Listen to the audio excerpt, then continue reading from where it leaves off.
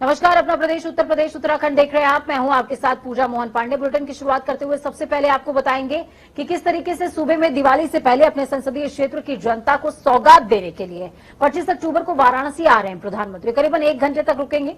सिद्धार्थनगर से हेलीकॉप्टर से वाराणसी के मेहंदीगंज स्थित जनसभा स्थल पर पहुंचेंगे, जहां परियोजनाओं का लोकार्पण भी करेंगे, शिलान्यास भी करेंगे। आत्मनिर्भर स्वस्थ भारत योजना का शुभारंभ करने के बाद जनसभा को संबोधित करेंगे। यहां वो बाबतपुर एयरपोर्ट से विमान एयर इंडिया 1 से दिल्ली लौट जाएंगे। आपको बता दें कि पीएम 5236.37 करोड़ रुपए की 30 परियोजनाओं की सौगात देने वाले हैं। देश की स्वास्थ्य सेवाओं को मजबूत करने के लिहाज से आत्मनिर्भर स्वस्थ भारत योजना का आगाज भी होगा। तो वहीं दूसरी तरफ आपको बता दें कि उत्तर प्रदेश के मुख्यमंत्री योगी आदित्यनाथ भदोही के ज्ञानपुर पहुंचे। उनके साथ मंच पर प्रदेश अध्यक्ष स्वतंत्र देव सिंह भी मौजूद रहे। सीएम ने भदोही में 373 करोड़ की 74 विकास परियोजनाओं का लोकार्पण भी किया और शिलान्यास भी। कार्यक्रम के दौरान मुख्यमंत्री योगी आदित्यनाथ को जिला पंचायत अध्यक्ष अनिरुद्ध त्रिपाठी ने एक गदा भेंट की। तो वहीं जनता को संबोधित करते हुए भाजपा के प्रदेश अध्यक्ष स्वतंत्र देव सिंह ने कहा, सपा सरकार में गुंडा राज था, लेकिन योगी राज में गाड़ी पलट जाती है। हमारी सरकार में गुंडों की खैर नहीं है।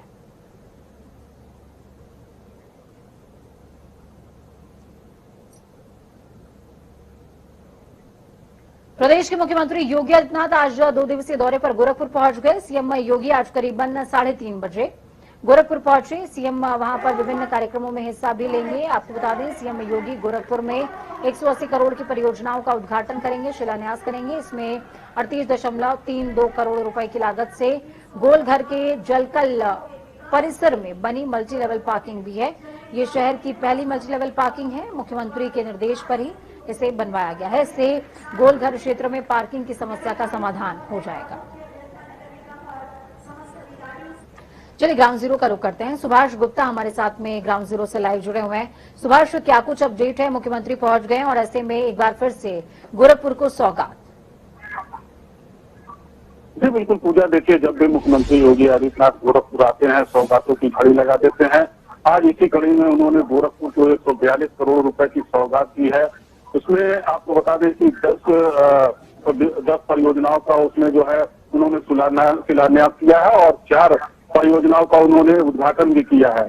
आपको बता दें कि अब से थोड़ी देर पहले मुख्यमंत्री यहाँ विश्वविद्यालय जहाँ मैं इस समय मौजूद हूँ, यहाँ से अभी उन्होंने कार्यक्रम पूरा करके यहाँ पे शिलान्यास और लोकार्पण करके अभी यहीं से गंभीरनाथ प्रेक्षागृह में गए हैं। वहाँ पे जो है किसान क्रेडिट कार्ड धारकों को जो है वहाँ पे 70 करोड़ रुपए का ऋण वितरण करेंगे और इस संगोष्ठी में भी वो शामिल होंगे। आपको बता दें सबसे बड़ी एक सौगात उन्होंने दिया है गोरखपुर वासियों को। जो ट्रैफिक जाम से बुरी तरीके से लोग फंसे रहते हैं, क्योंकि ये बरसों की समस्या है, वो उसको एक यहाँ गोरखपुर में गोलघर जो है मार्केट है, बहुत बड़ा मार्केट है, जहाँ लोग पूरे शहर के लोग जाते हैं। पार्किंग की व्यवस्था नहीं थी, जिसको एक मल्टीप्लेक्स से जो है पार्किंग की व्यवस्था सीएम योगी ने किया है, जिसका आज उन्होंने लोकार्पण किया है। आज से वो जो है पार्किंग खुल जाएगी, आम लोगों के लिए खुल जाएगी, जिसमें 2 पहिया वाहन 4 पहिया वाहन लोग वहां पे खड़ा करेंगे। और सबसे बड़ी बात है कि दीपावली तक के लिए यहाँ पे छूट दी गई है, यानी जो शुल्क लगना था उस शुल्क में भी सीएम योगी की तरफ से जो है वो छूट दी गई है, ताकि शहरवासियों को एक दीपावली का तोहफा हो। साथ उन्होंने मंच से यहाँ पे 51 सफाई कर्मियों को उन्होंने सम्मानित किया, जिसमें 11 सफाई कर्मियों को उन्होंने स्वयं सम्मानित किया है और उनको मिठाई दिया है और डिनर सेट दिया है, साथ में कपड़े भी दिया है दीपावली के उपहार स्वरूप।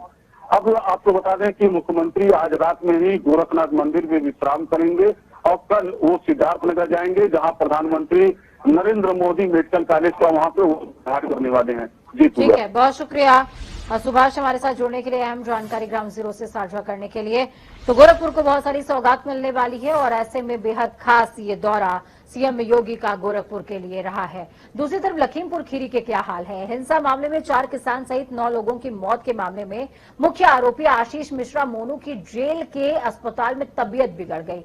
डेंगू के संदेह पर केंद्रीय गृह राज्य मंत्री अजय मिश्रा टेनी के बेटे आशीष मिश्रा यानी कि छोटे टेनी को जेल के अस्पताल से निकालकर जिला अस्पताल पहुंचा दिया गया। डेंगू की आशंका थी, साथ ही आशीष मिश्रा मोनू का शुगर लेवल भी बढ़ा हुआ था। आपको बता दें, लखीमपुर खीरी हिंसा कांड के मुख्य आरोपी आशीष मिश्रा की तबीयत शनिवार रात में खराब हुई है, जिसके बाद उसको जेल के अस्पताल में भर्ती कराया गया। वहां पर स्थिति में कोई सुधार नहीं देखते हुए उसे जिला अस्पताल में भर्ती करा दिया गया है। जेल की बैरक में बंद आशीष मिश्रा मोनू डेंगू के लक्षण उनमें मिले थे। इसके साथ ही रैंडम शुगर लेवल भी बढ़ा हुआ था। जेल के एक वरिष्ठ अधिकारी ने बताया कि उसके खून के सैंपल जांच के लिए भेज दिए गए हैं, जिसके बाद डेंगू की पुष्टि हो जाएगी।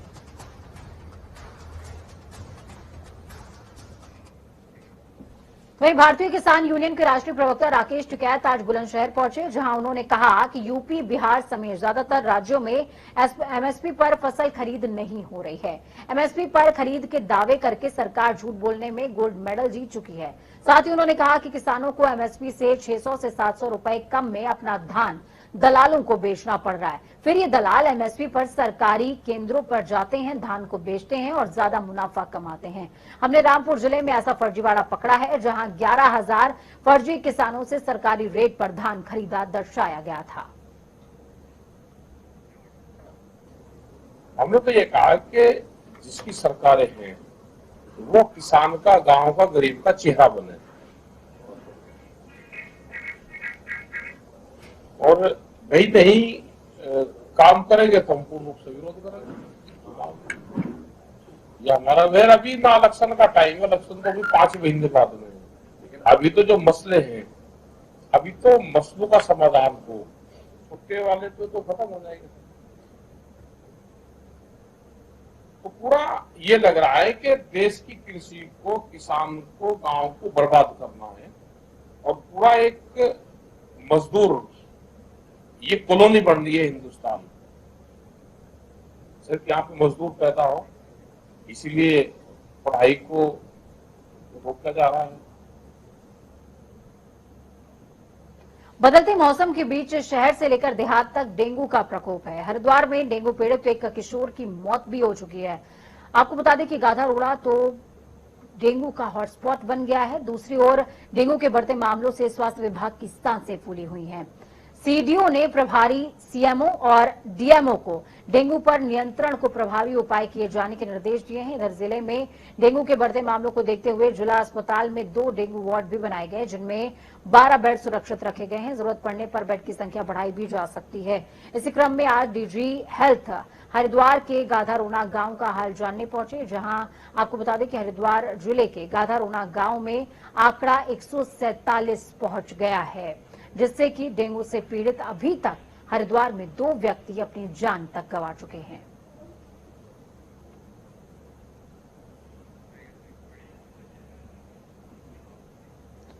तो वहीं यूपी के कई जिलों में डेंगू और वायरल बुखार से लोगों की जान जा रही है। बच्चे बुखार से तप रहे हैं। बुखार इतना बढ़ गया है कि सांसें सदमे में आ गई हैं। प्रशासन के हर उपाय नाकाफी साबित हो रहे हैं। अस्पतालों में मरीजों को भर्ती करने के लिए बेड कम पड़ने लगे हैं। एक खास रिपोर्ट देखिए। वायरल बुखार और डेंगू ने पूरे उत्तर प्रदेश को झकझोर कर रख दिया है। अस्पताल डेंगू और बुखार के मरीजों से खचाखच भरते जा रहे हैं। मरीजों के लिए बेड नहीं है, लोग इलाज के लिए अब जहां तहां भाग रहे हैं। प्रशासन के हर उपाय नाकाफी साबित हो रहे हैं। राजधानी लखनऊ में तो डेंगू का कहर रुकने का नाम ही नहीं ले रहा। जिले के सभी इलाकों में डेंगू के मरीज आ रहे हैं। बीते दिन डेंगू के 31 मरीज मिले। ये मरीज Indira Nagar, NK road, Aliganj, Alambagh, Turiyaganj, silver jubilee, Faizullaganj और तेलीबाग क्षेत्रों के रहे। इन्हें अस्पतालों में भर्ती कराया गया है। वहीं आगरा में डेंगू और वायरल बुखार से हालात बिगड़ते जा रहे हैं। यहाँ के एसएन मेडिकल कॉलेज में आगरा के 18 समेत कुल 26 नए मरीजों में डेंगू की पुष्टि हुई है। आगरा के संक्रमितों में 5 बच्चे भी शामिल हैं। इनके अलावा मथुरा का 1, मैनपुरी के 3, हाथरस के 2, एटा के 2, कासगंज का 1 मरीज भी संक्रमित पाया गया है। हालात इस कदर खराब हो चले हैं कि आईवी फूड्स यानी कि ग्लूकोज की बोतलों की भी भारी कमी हो गई है। नतीजा ये है कि लोग ऊंचे दामों पर ग्लूकोज की बोतल खरीदने को मजबूर हैं। आंकड़ों के मुताबिक जिलों में अब तक वायरल फीवर से 50 से ज्यादा लोगों की मौत हो चुकी है। गौतम बुद्ध नगर तो डेंगू का हॉटस्पॉट बन गया है। यहाँ बीते दिन 19 नए मरीजों की पुष्टि की गई, जिसके बाद जिले में डेंगू संक्रमित मरीजों का आंकड़ा बढ़कर 304 हो गया है। अगर बात पूरे उत्तर प्रदेश की जाए तो पिछले 24 घंटे में 215 नए मरीज मिले। तो वहीं राज्य में मच्छर जनित और बैक्टीरियल बीमारियां भी बढ़ रही हैं। डेंगू और बुखार के मरीजों की बढ़ती संख्या को देखते हुए स्वास्थ्य महकमे ने अस्पतालों में करीबन 200 बेड बढ़ा दिए हैं। इन बेडों में केवल डेंगू बुखार से पीड़ित मरीजों को ही भर्ती किया जाएगा। राजधानी में बलरामपुर, लोक बंधु और सिविल अस्पताल समेत 6 अस्पतालों में डेंगू और संचारी मरीजों के लिए 314 बेड आरक्षित किए गए हैं। संक्रमण के बढ़ते मामलों पर रोक लगाने के लिए मलेरिया विभाग की ओर से लगातार दवाओं का छिड़काव और फॉगिंग कराया जा रहा है। हालांकि इसके बाद भी मरीजों की संख्या में कोई कमी दर्ज नहीं की जा रही है। ऐसे में जरूरत है तो महकमे की तरफ से जागरूकता की भी, एहतियात की भी और जिम्मेदारी निभाने की भी।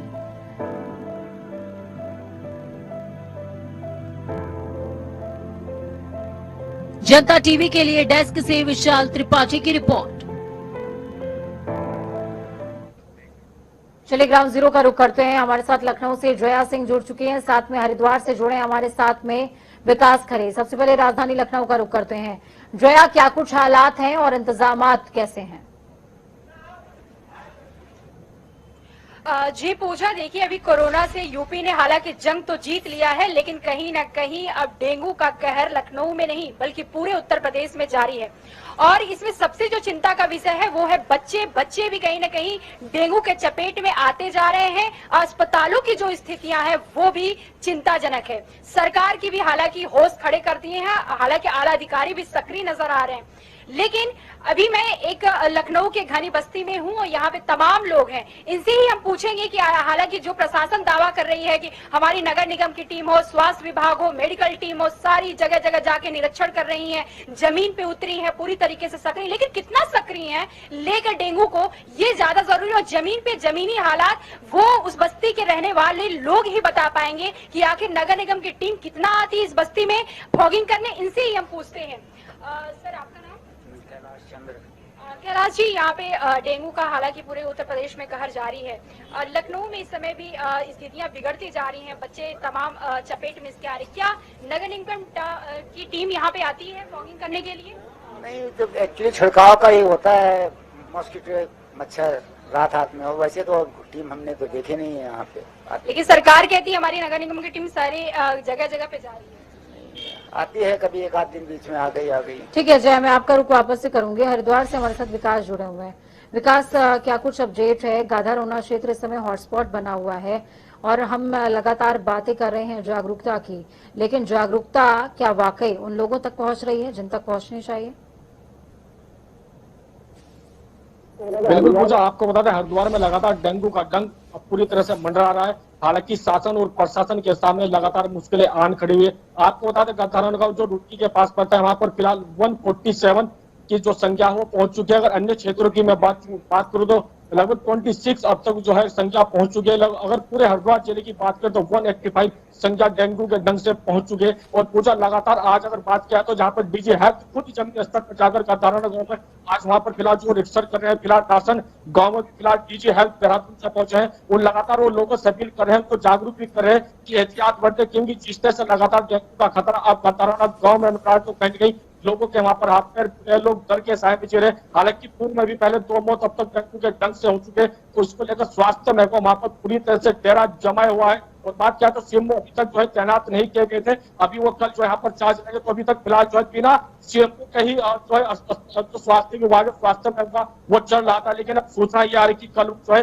चार्ज लेंगे और कल से पूरे जो है जिले को यहाँ पर देखेंगे भी। बिल्कुल विकास, जिले को देखा जाएगा, सीएमओ तैनात हो गए हैं, सबसे बड़ी बात यह है। बिल्कुल जया और विकास, आप दोनों का ही बहुत शुक्रिया हमारे साथ जुड़ने के लिए, इस चर्चा को अहम बनाने के लिए। खबरों में आगे बढ़ते हैं, बात देवभूमि की करेंगे। तो डेंगू को लेकर लगातार महकमा अलर्ट मोड पर है। तो वहीं मुख्यमंत्री पुष्कर सिंह धामी ने आज एक बार फिर से क्षतिग्रस्त गौला पुल का निरीक्षण किया। इस दौरान मुख्यमंत्री के साथ आपदा प्रबंधन मंत्री धन सिंह रावत और जिले के प्रभारी मंत्री यतीश्वरानंद भी मौजूद रहे। इस दौरान उन्होंने अधिकारियों से गौला पुल के निर्माण को लेकर जानकारी हासिल करी है। साथ ही सीएम ने अधिकारियों को तेजी से काम करते हुए 15 दिन के अंदर छोटे वाहनों के लिए पुल को खोलने के निर्देश दिए हैं। आपको बता दें कि गोलापुर, टनकपुर, चंपावत, खटीमा, बनबसा और सितारगंज को जोड़ता है, जिसके क्षतिग्रस्त होने से लोगों को काफी दिक्कतें हो रही हैं। गोला का पुल हमारे इस पूरे क्षेत्र के लिए और पूरे आवागमन के लिए बहुत लंबे क्षेत्र को जोड़ने का काम करता है। ये एक प्रमुख पुल है और जिस दिन से भी ये पुल क्षतिग्रस्त हुआ है उसी दिन से हमारा प्रयास है कि ये पुल जल्दी से जल्दी चालू हो जाए। और कल की बैठक में भी हमने इस पर बहुत जोर दिया है, इसलिए सारे नियमों को भी हमने शिथिल किया है। और आज भी हम लोग इसलिए यहाँ पर आए हैं कि जल्द से जल्द ये पुल आम जनता के लिए, आवागमन के लिए बन जाए। उसके लिए जो भी जरूरी इंतजाम है वो जरूरी इंतजाम करने को कहा है। इसका काम युद्ध स्तर पर होगा और बहुत जल्दी से चालू। तो वहीं दूसरी तरफ कांग्रेस के राष्ट्रीय महासचिव और प्रदेश के पूर्व मुख्यमंत्री हरीश रावत ने कैबिनेट मंत्री हरक सिंह रावत से फोन पर बातचीत करी है। हरीश रावत अपनी टीम के साथ नैनीताल जनपद के आपदाग्रस्त इलाकों का दौरा कर रहे थे। तो वहीं प्रदेश अध्यक्ष गणेश गोंदियाल ने हरक सिंह रावत को फोन किया, जिसके बाद हरीश रावत और यशपाल आर्य ने भी कैबिनेट मंत्री से बातचीत करी है। हरीश रावत और हरक सिंह रावत के बीच में जुबानी जंग चरम पर होने के बाद जहां हरक सिंह रावत ने मीडिया के सामने हरीश रावत को भविष्य में किसी भी तरह की टिप्पणी करने से बचने की बात कही, तो वहीं अब आपदाग्रस्त इलाके में निरीक्षण पर निकले हरीश रावत ने वन मंत्री हरक सिंह रावत को फोन लगवाकर बात करते हुए इस दुख की घड़ी में स्थलीय निरीक्षण करते हुए सबकी मदद करने की मांग की है। ये सब बातें अलग हैं, किसके क्या संबंध है, किसकी कहां तलखी अलग चीज है। दैवीय आपदा का मामला है और हमारे सम्मानित नेतागण दैवीय आपदा क्षेत्र का दौरा कर रहे थे, आदरणीय अध्यक्ष जी, आदरणीय हरीश रावत जी और आदरणीय यशपाल आर्य जी। और वन क्षेत्र में 2-3 गांव पड़ते हैं, सुंदर खाल है और दूसरे तीसरे गांव है। उन गांवों के संबंध में जो दैवीय आपदा से नुकसान हुआ है वहां पर कुछ व्यवस्था करने के लिए, चूंकि हरक सिंह जी वन मंत्री हैं इस प्रदेश के, इसलिए उनसे निवेदन किया गया है कि वो आपदा के ग्रस्त क्षेत्र का दौरा भी कर लें और जो उस गांव की मूलभूत समस्याएं हैं, जो दिक्कत उन गांव के लोगों को आ रहे, कम से कम उन लोगों को उसकी सुविधा मिल सके। योगेश हमारे साथ में जुड़ चुके हैं फोन लाइन पर। योगेश, क्या कुछ अपडेट है? हालांकि मथुरा दत्त जोशी तो साफ तौर पर कह रहे हैं कि ये एक कोइंसिडेंस है और दौरा करने के लिए गए थे, क्षतिग्रस्त स्थितियां देखी तो वन मंत्री हैं, उनसे बातचीत कर ली, लेकिन आवाज की तलखी कुछ और बयां करती है। देखिए पूजा, साफ तौर से जहां पूर्व मुख्यमंत्री हरीश रावत और कैबिनेट मंत्री हरक सिंह रावत के बीच में तल्ख बयानबाजियों का दौर जो जारी रहता था, उसमें कुछ दिन पहले हरक सिंह रावत की मीडिया में बयान सामने आया था जिसमें वो हरीश रावत से माफी मांगते हुए दिख रहे थे कि हरीश रावत मेरे बड़े भाई हैं, और एक सॉफ्ट कॉर्नर जो दिख रहा था उनका। उसके बाद आज कहीं ना कहीं कांग्रेस के जो दिग्गज चेहरे उत्तराखंड में है, चाहे वो पूर्व मुख्यमंत्री हरीश रावत हो, प्रदेश अध्यक्ष गणेश गोंदियाल हो, या अभी कुछ समय पहले भाजपा से कांग्रेस में आए पूर्व कैबिनेट मंत्री यशपाल आर्य, इन तीनों की बातचीत के कहीं ना कहीं राजनीतिक चर्चाओं का बाजार एक बार फिर से प्रदेश में गर्म हो गया है। क्योंकि हरक सिंह रावत से बातचीत के मायने कई सारे निकाले जा रहे हैं, क्योंकि हरक सिंह रावत के बीच में कांग्रेस में शामिल होने की चर्चाएं बहुत तेज थी। तो ये कहीं ना कहीं चर्चाएं ये शुरू हो गई है कि 2022 विधानसभा चुनाव से पहले फिर कोई बड़ा दल बदल तो नहीं होने जा रहा है। जी बिल्कुल, फिर से कोई बड़ा दल बदल तो नहीं होने जा रहा, और इसी बात की आशंका, इसको पुख्ता करना चाहती है कांग्रेस और बीजेपी इसको कंट्रोल, जाहिर सी बात है कि करना चाहेगी। बहुत शुक्रिया हमारे साथ जुड़ने के लिए, अहम जानकारी साझा करने के लिए। तो वक्त यहाँ पर छोटे से ब्रेक का, ब्रेक के उस पार खबरों का सफर लगातार जारी है। बने रहिए जनता टीवी के साथ, क्योंकि हमें आपकी ताकत, अपना और अपनों का बहुत ज्यादा ख्याल रखें। नमस्कार।